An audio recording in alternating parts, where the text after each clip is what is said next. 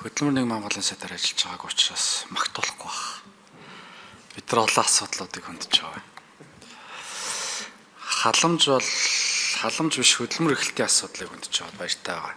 Уул нь бол манай гэр бүл хөдөлмөрийн Монголын яамны явж байгаа үндсэн чиг зарчим ин хамтлан сайдын үед нэлээд сайн явах болов гэсэн юм итгэл өмөршлөлттэй яг нэрвэрлэхэд байгаа. Энэ нийгмийн даатгалын шимтгэл бол хоримтлал юм а гэдгийг сайн хамтлан сайд өөрөө хилчлээ.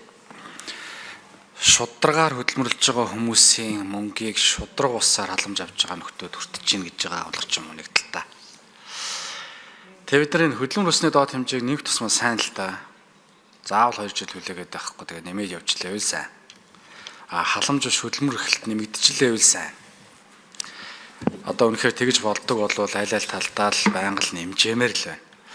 Тэгээ хөдөлмөрийн усны доод хэмжээг нэмэгдүүлснээр хөдөө орон нутгийн ажил эрхлэлт байдалтай холбоотой нөлөөллийн судалгаануудыг хийдэм болов.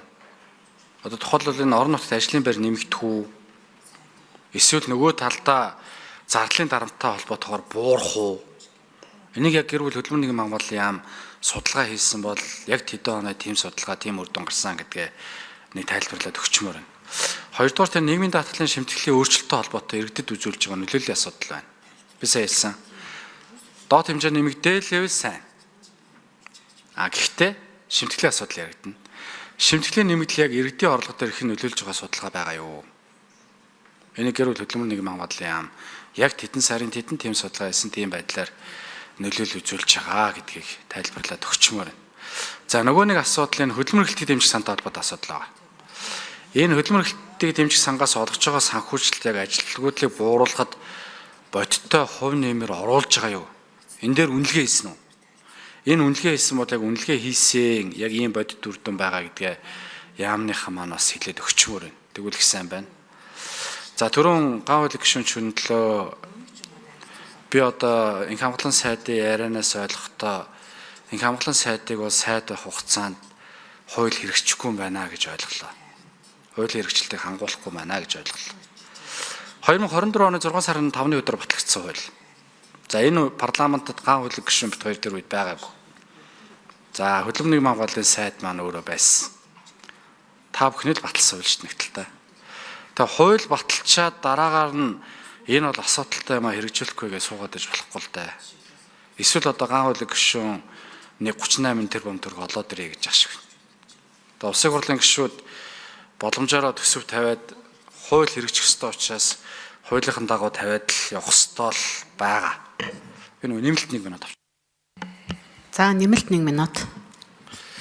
Тэгэхээр малчны тухай хууль төрөөс баримтлах бодлого 429-дэр хууль заасан өндөр насны тэтгэвэр тогтоолгоогүй малчны тэтгэврийн даатгалын шимтгэлийг нэг удаа нөхөн төлөвлөнө л гэдээ оруулсан шүү дээ. Гэхдээ хэрэгжүүлэхгүй бол энийг яах гэж оруулсан. Энэ популизмын чинь л үр дүн өнөөдрийг хүртэл бид нэр хүртээж явж байгаа л хэлбэр шүү дээ. Нийгмийн даатгалын сан даахаа болчлоо гэж та өөрөөсөө маш олон жишээ ярьлаа. Маш олон популизмуудын л үр дүн нэг талтай. Нөгөө талдаа сонгуульч чиглэсэн үйл ажиллагааны чинь л үр дүн. Анхнаасаа их усөр тодорхой юмнуудыг бид нар маш сайн бодох ёстой л байсан. Тэгээ одоо нэгэнт хууль гарцсан. Тогтоол гарцсан. Хэрэгжих ёстой. Маш олон малчид энэ дээр ихтгэл үнэмшлээ өгчихсөн. За үүнийх нь өрөөнд ч гэсэн Монгол Ардын нам магадгүй санал авсан баг. Тэгээ энэ дээр би тодорхой хариултуудыг аваад нэмэлт асуулт асууя. Инх хамгаалан сайд хариулна. За хамгийн сайн халамж бол хөдөлмөр эрхлэлт гэж бодож байгаа. За тийм учраас өнгөрсөн хугацаанд одоо энэ халамжийн чиглэлээр хийсэн төсөл хөтөлбөрүүдэд бид нар одоо үнэлгээ хийсэ. Тэгээд өнгөрсөн намар би одоо буруу санаагүй бол өнгөрсөн намар 2 удаа байнгын орооныхаа бүх гишүүдэд энэ өнгөрсөн хугацаанд одоо нийгмийн хамгааллын чиглэлээр халамжийн чиглэлээр ийм бодлогууд хэрэгжсэн юм байна. Ийм хөтөлбөрүүд хэрэгжсэн юм байна. За энэ нь ийм үр дүн өгсөн юм байна гэдэг ийм цэнхэр ном өгсөн. Батэрдэн гишүүнэ. Бүх гишүүдэд. Тэн дээр одоо үнэлгээнүүд байгаа. Энэ номыг одоо бас би танд дахиж хүргүүлье. Анх удаа баг ер нь энэ өнгөрсөн хугацаанд халамжийн чиглэлээр хэрэгжүүлсэн нийгмийн хамгааллын чиглэлээр хэрэгжүүлсэн хөтөлбөрүүдээр үнэлгээ хийсэн анхны тохиолдол болов гэж бодож байна. Тэ. За энэ дээр үндэслэж бид нар цаашдаа Монгол улсад нийгмийн одоо хамгааллын тогтолцооны зураглалаа одоо бид нар хийж байгаа.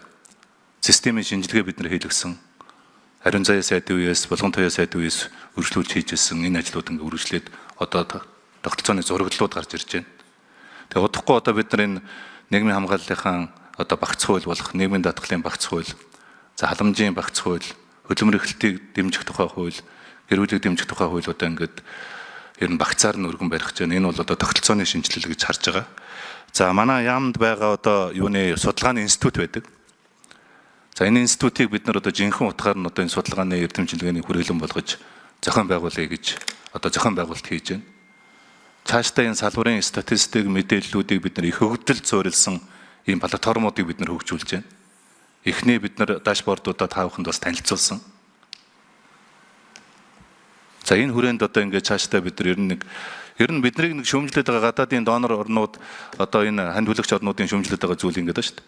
Та нар ерөөсөө одоо хөдөлмөр эрхлэлтийг дэмжих хөтөлбөр, халамжийн хөтөлбөрөд хэрэгжүүлж болно. Нэгдүгээр та нар ерөөсөө зорилт бүлэгдээ ерөөсөө одоо хүргээгүй байна. Зорилт бүлгээ тодорхойлж чадаагүй юм байна. Нийт халамжинд зарж байгаа 100 төгрөгийн чинь 26 төгрөг нь дандаа өндөр орлоготой иргэдэд очиод байшгүй л гэж байна шүү дээ. Өндөр орлоготой иргэдэд. Тийм учраас зорилт бүлэгдээ ерөөсөө тодорхойлж чадаагүй. Хоёрдугаарт ерөөсөө та нарын хэрэгжүүлж байгаа хөтөлбөрүүд чинь дуустахгүй юм байна. Уг нь бол халамжийн хөтөлбөрүүд, хөдөлмөр эрхлэлийн хөтөлбөрүүд бусад улс орнууд хугацаатай хэрэгждэг. Хизээ эхлэх үү, хизээ дуусах уу, ямар үр дүнд хүрэх үү гэдэг. Тэгэхээр энэ бодлогын шинжилгээнүүдээ хийдэг, бодлоготой үнэлт хийдэг одоо ийм тогтолцоо бүтцүүдийг л яамдаа бий болгож байгаа. Тэгээ энэ чиглэлээр нэлээ акц дэвшил гарах болов гэсэн бас ийм хүлээлтүүд бас байна. Хөдөлмөр эрхлэлтийг дэмжих сангаас хэрэгжүүлсэн 6 хөтөлбөр нэг бүрээр нь Монгол улсад одоо энэ зарсан жил бүхэн 130 тэрбум төгрөг зарж байгаа энэ сангийн хэрэгжүүлж байгаа тэр хөтөлбөрүүд нь жил бүхэн хэдэн ажлын байрыг бий болгоч уу, тэр нь хэдэн доктортой ажлын байр байна, хэдэн одоо улиралын шинжнэртэй ажлын байр бий болгоцсон юм бэ гэдгийг одоо ингээд бид нар салбарын эрдэмтдүүдийг цуглуулсан одоо ийм ажлын хэсэг одоо судалгаануудын ажлын хэсэг гаргаж байна. Одоо юу н тайлангууд нь удахгүй гаргана. Энийг одоо би байнгын орооныхаа гишүүдэд одоо хүргэнэ гэсэн одоо ийм бодолтой байна. За хоёрд нь ойлгож байна Батэрдэн гишүүнэ. Тойргийн гишүүн болцсон зовлон их байгаа. Би ч бас өдөөний тойргоос 4 удаа сонгогдсон. Засгийн газрын гишүүн хууль хэрэгжүүлэх үүрэгтэй.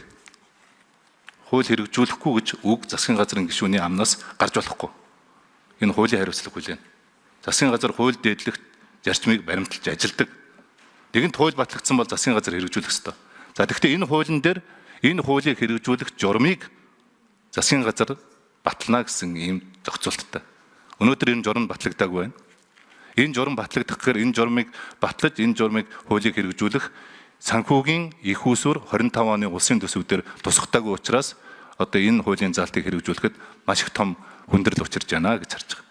Би таныг дахиад нэг ийм популист улс төрчдийг дагсан ийм шин популист улс төрч битгий байгаасаа гэж би хүсэж байгаа. Битгий байгаасаа гэж хүсэж байгаа. Асуудалд их прагматик ханддаг хүн та. Тийм учраас бол одоо ингээд энэ бусдын өмнө улс төрчдийнхаа муу жишгийг одоо бид нар алдааг давтаж болохгүй. Тийм учраас одоо ингээд энэ малчны тухай хуулийн энэ хэрэгжилтүүдийг хангах нэгдүгээр журмаа батлахад санхүүгийн их усүрт хэрэгтэй. Энэ журмыг хэрэгжүүлэхэд тэр санхүүгийн их усүрийн та бүхэн одоо 26-27 оны улсын төсвүүдээр тусгаад өгөөрөө. За ингээд энэ хуулиуд хэрэгжих юм бүрэн боломжтой гэдгийг хариуцлагатайгаар хэлье. За баярлалаа. Эрдэнэт гишүүн асуултаа асууна. Тодруулав. Дахиад 1 минут аа. 1 минутын тодруулав. Гэхдээ таны өөрөө ч л хэлсэйг шүү дээ. Би хөдөлмөрийн хамгааллын сайд багтаа хэрэгжүүлэхгүй л гэсэн шүү дээ. Таны хэлсэйгүн дээр л би асуусан. Мөнгө чинь төсвөлөөд өгөх ёстой, тэрэн дээр явах ёстой. Та саяныхаа харилцааг л гавлаг гишүүний үгэн дээр хэлсэн бол тэгэл болохгүй. Популизм хийх гээгүй. Өнөөдөр популизмын үр дүнг нөлөөллийг бид нар улсаар амсаж байгаа. Төрийн албаны зөвлөлийн ажлын албаны маргаан хянах газрын ахлах референт ингэж мэдгдсэн байна. Хуурамч дипломоор төрд ажилласан хүмүүсийн төрөөс авсан бүх цалин буцаан төлөвлөнө гэж. Энд одоо миний санаж байгаагаар би буруу санаг бол 2015-оос хойш тушаал гаргасан албан тушаалт нь төлөө өвжсэн санагдчихэв. Одоо ажилд орсон хүмүүс нь төлөх юм байна. Ингэж болд юм уу?